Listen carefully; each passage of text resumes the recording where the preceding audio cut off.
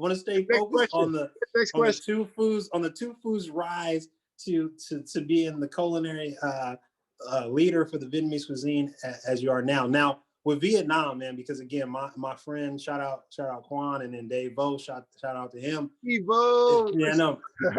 But my homie Quan, like he went back to Vietnam, and this was 2000 and it's got to be, he was in there from 2000, maybe 2010 to 2013 or 14 or something. Are you Then talking about Quan, your producer, your music? Quan, the producer. You're on cue, baby. Shout him out.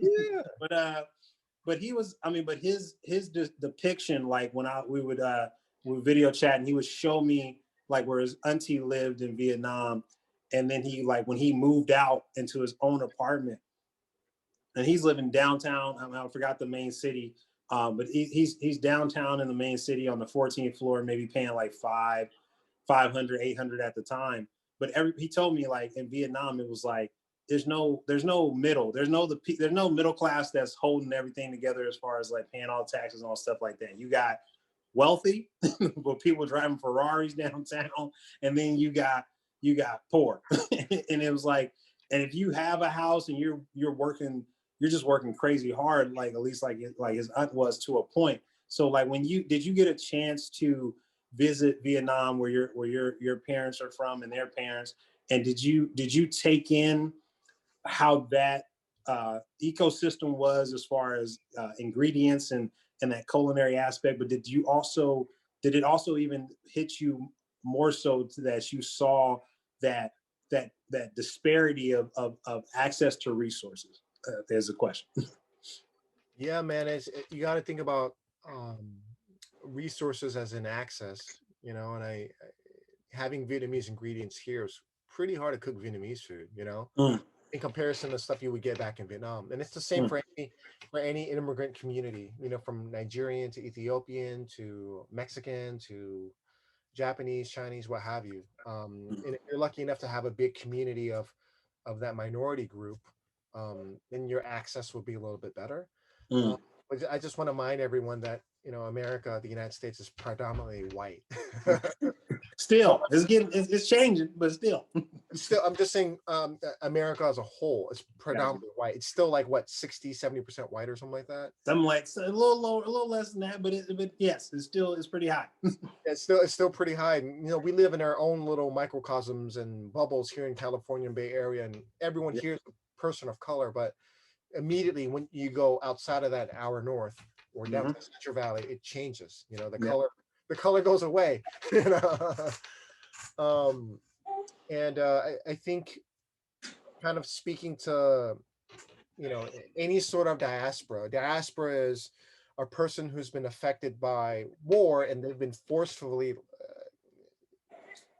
pushed out, or they had to leave their country of origin and become a refugee. So that's diaspora. So Africa diaspora, Vietnamese diaspora, Mexican diaspora, Palestinian, Jewish. So those are all diasporas. All those immigrants are diaspora.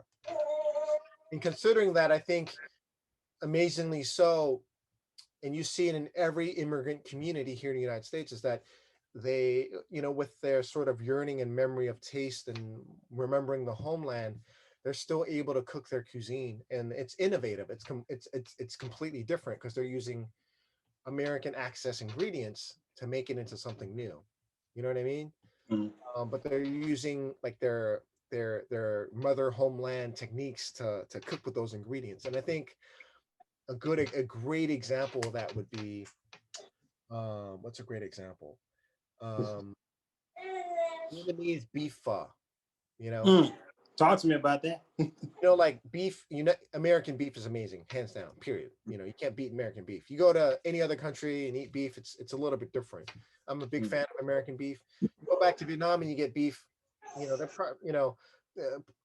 about 50 years ago, they were using water buffalo. No, probably about 80 years ago, they were using water buffalo. And then they brought over European cattle, so they're using European beef. But European beef in Vietnam, to me, tastes way different than what I love and appreciate about beef here. You know what I mean? Because we have so much access to it. It's everywhere, and it's not as expensive as other countries. So when you have a beef pho, it's a combo. You have raw beef, filet mignon, all these different cuts of beef into your bowl of pho. The beef meatball type situation, the Yeah. flank, the tripe, all that. I got you, man. So it's about access. You know what I mean? Mm. I think it's the same thing with African diaspora. You know, West Africa. You know, there's a huge culture of seafood stews along uh, not just the Ivory Coast, but all of most of West Africa. And as that migrated over here through slavery, that turned into gumbo. You know, because you know they got access to other different ingredients like Louisiana shrimp. You know what I mean? And um, See, look at you, man. You schooling people on some history right there, man, of the African descent as it continues over, man. Continue, man. Drop the knowledge as a chef, man. You've been worldwide, global out here.